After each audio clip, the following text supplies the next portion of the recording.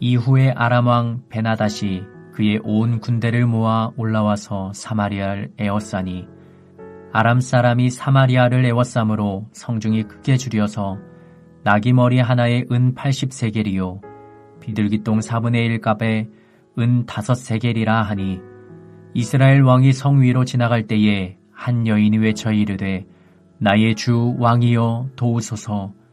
왕이 이르되 여호와께서 너를 돕지 아니하시면 내가 무엇으로 너를 도우랴. 타작마당으로 말미암아 하겠느냐 포도주 틀로 말미암아 하겠느냐 하니라. 또 이르되 무슨 일이냐 하니 여인이 대답하되 이 여인이 내게 이르기를 내 아들을 내놓으라. 우리가 오늘 먹고 내일은 내 아들을 먹자 하매 우리가 드디어 내 아들을 삶아 먹었더니 이튿날에 내가 그 여인에게 이르되 네 아들을 내놓으라. 우리가 먹으리라 하나 그가 그의 아들을 숨겼나이다 하는지라. 왕이 그 여인의 말을 듣고 자기 옷을 찢으니라. 그가 성 위로 지나갈 때에 백성이 본즉 그의 속살에 굵은 배를 입었더라.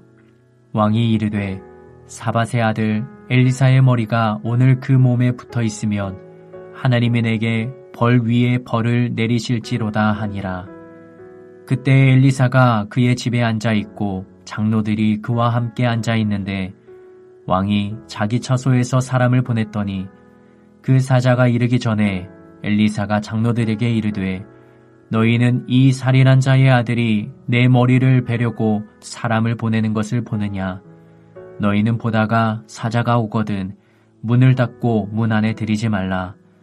그의 주인의 발소리가 그의 뒤에서 나지 아니하느냐 하고 무리와 말을 할 때에 그 사자가 그에게 이르니라. 왕이 이르되 이 재앙이 여호와께로부터 나왔으니 어찌 더 여호와를 기다리리요. 엘리사가 이르되 여호와의 말씀을 들을지어다. 여호와께서 이르시되 내일 이맘때에 사마리아 성문에서 고운 밀가루 한 스아를 한 세겔로 매매하고 보리 2스아를 한 세겔로 매매하리라 하셨느니라. 그때 왕이 그의 손에 의지하는 자 곧 한 장관이 하나님의 사람에게 대답하여 이르되 여호와께서 하늘의 창을 내신들 어찌 이런 일이 있으리요 하더라. 엘리사가 이르되 내가 내 눈으로 보리라. 그러나 그것을 먹지는 못하리라 하니라. 엘리사가 아람 군대를 선하게 대함으로 돌려보내었지만 아람 왕 벤하닷은 이것을 굴욕으로 여기고 한동안 잠잠하다가 이번에는 모든 군대를 동원하여 사마리아를 공격합니다.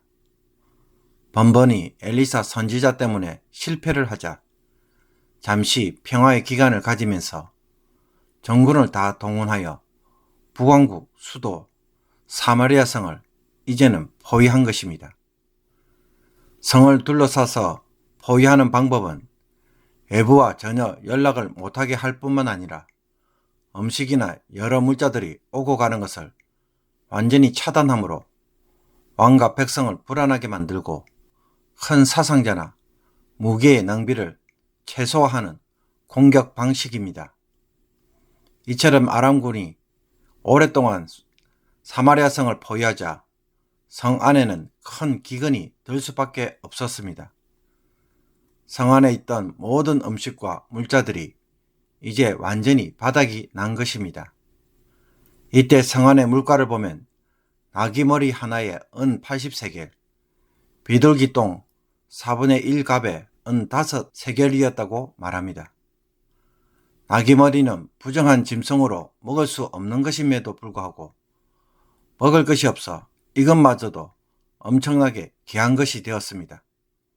또 비둘기똥은 흉년이 들었을 때에 연료로 사용되었습니다.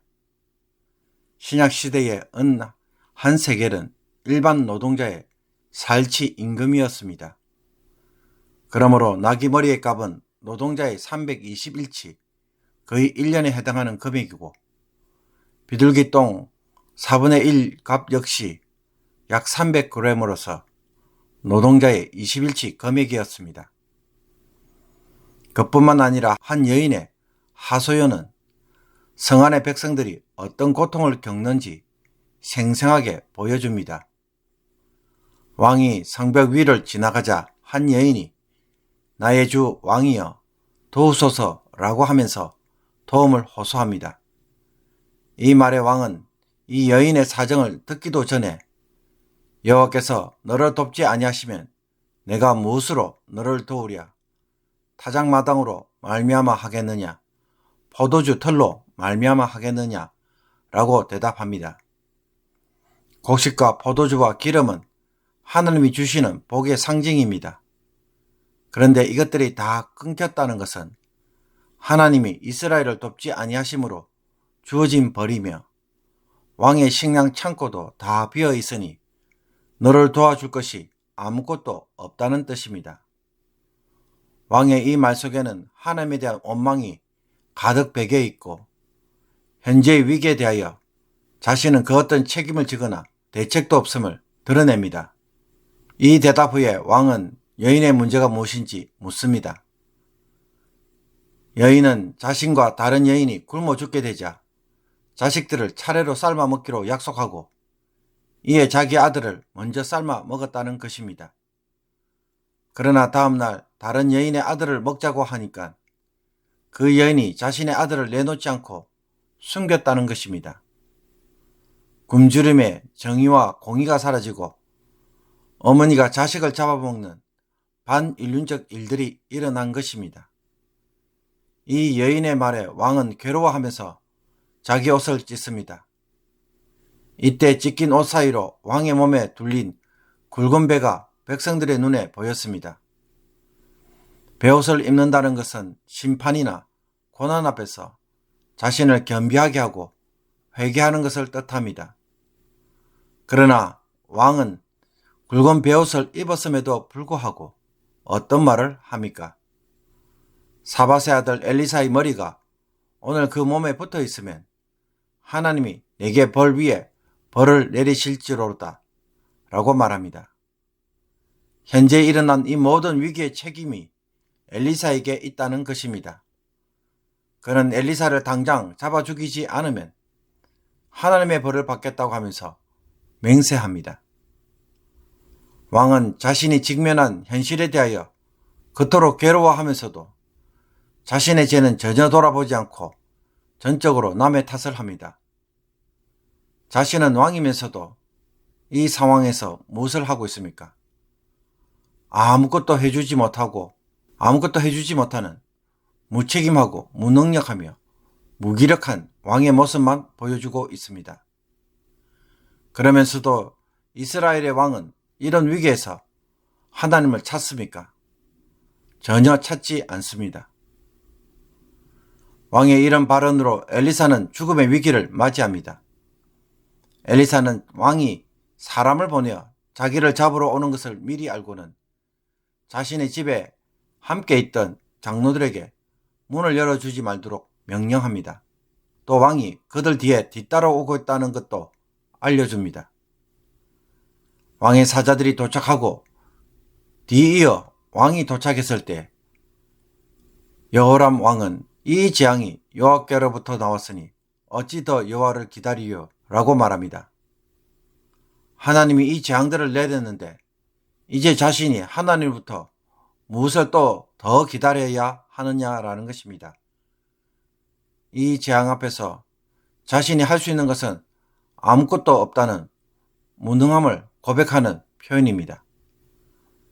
이런 왕의 말에 엘리사는 내일 이맘때에 고운 밀가루 한 스아를 한 세겔로 매매하고 보리 두 수아를 한 세겔로 매매할 것이라고 예언합니다.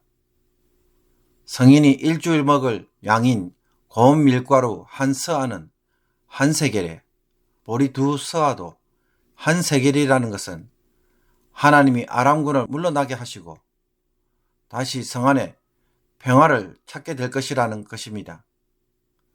그러나 이 말을 들은 왕의 손을 붙들어주는 한 장관이 무엇이라고 반응합니까? 여호와께서 하늘에 창을 내신들 어찌 이런 일이 있으리요? 라고 의심을 드러냅니다. 그런 일은 일어날 수가 없다고 하면서 못 믿겠다는 것입니다. 여기에 대하여 엘리사는 그가 하나님의 기적을 눈으로 보겠지만 그것을 먹지는 못할 것이라고 예언합니다. 그가 죽을 것이라는 것입니다. 사랑하는 성도 여러분, 지금 이스라엘 왕이 직면한 전쟁과 기근은 무엇 때문에 일어난 일이라고 생각하십니까?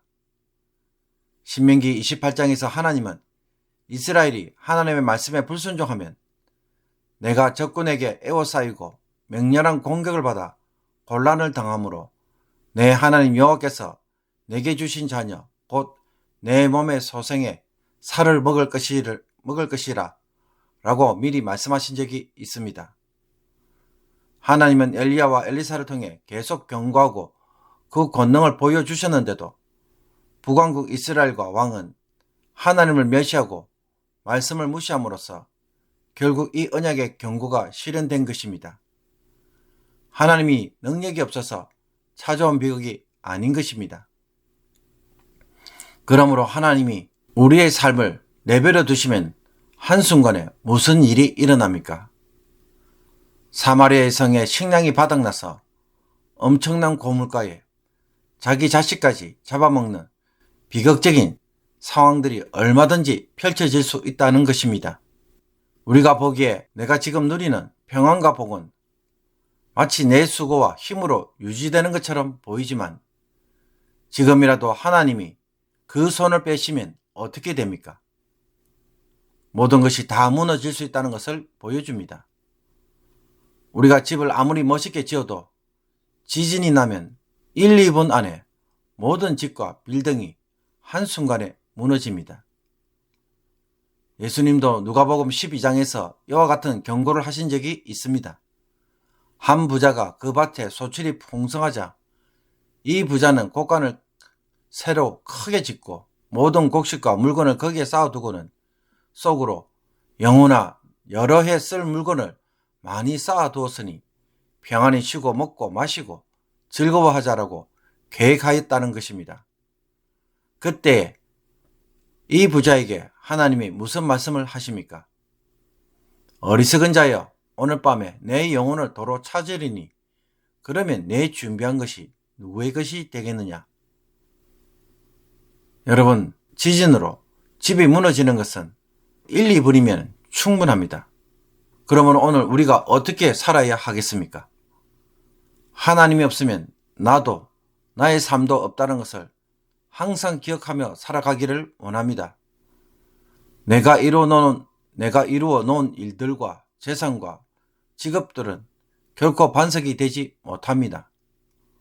오늘 밤에 하나님이 나의 영혼을 도로 찾아가시면 모든 것을 한순간에 다 놓고 떠나가야 합니다. 그런데도 아직도 마치 내 힘으로 다 붙잡을 수 있는 것처럼 열심히 살면 안정된 삶을 살 수 있는 것처럼 착각하고 있지는 않습니까? 이 생각을 오늘 하나님 앞에서 철저하게 내려놓고 하나님의 은혜와 복 위에 삶을 세울 수 있는 저와 여러분이 되기를 원합니다. 북왕국 이스라엘 왕은 사마리아 성에 큰 기근이 들자 엘리사가 사마리아로 잡은 아람 군대를 놓아준 것이 이 모든 일에 발단이 되었다고 여기고는 엘리사를 죽여 그 책임을 물으려고 했습니다. 그리고 이 재앙이 하나님으로부터 나온 줄을 알면서도 하나님을 기다릴 수 없다고 하면서 하나님에 대하여 그 어떤 소망을 두기를 포기하는 발언을 하였습니다. 과연 그렇습니까? 이 모든 일들이 일어나게 된 근본적인 이유는 이스라엘 왕이 하나님을 왕으로 인정하지 않으니까 인간당이 얼마나 무기력하고 무능한지를 보여주시기 위함이었습니다. 하나님만이 북왕국 이스라엘을 지켜주시고 다스리시며 살려주실 수 있는 유일한 왕이신 것을 똑똑히 보도록 그 한계를 드러내게 하신 것입니다. 결국 이스라엘 왕 자기 때문에 일어난 일입니다. 그런데도 이스라엘 왕은 아담과 하와처럼 누구를 탓합니까? 뱀이 자기를 유혹해서 이런 일이 일어난 것처럼 말합니다. 사랑하는 성도 여러분, 문제가 있을 때에 남의 탓을 하는 것은 참으로 쉽게 문제를 해결하는 방법입니다. 내 책임을 다른 사람에게 넘기기 때문입니다. 그러면 어떤 일이 일어납니까? 남 탓을 하면은 내가 회개할 필요가 없습니다. 그런데 내가 회개하지 않으니까 결국 죄의 악순환, 고통의 악순환이 찾아온다는 것입니다. 하나님이 엘리사를 통해 아람 군대를 여러 번 막아주어도 결국 이 아람 군대를 누가 다시 불러옵니까? 회개하지 않는 이스라엘 왕이 다시 불러온 것입니다. 어려운 일이나 시련을 만날 때 남의 탓만 할 것이 아니라 나에게도 문제가 없는지 오늘 말씀을 통해 자기를 꼼꼼하게 살펴보기를 원합니다. 진짜 문제의 원인은 나에게 있었던 것은 아닌지, 회개함으로 혹 반복되는 죄의 악순환, 고난의 악순환이 있다면 그것을 이제는 끊어버릴 수 있는 성도가 되기를 주님의 이름으로 축복합니다. 기도드리겠습니다.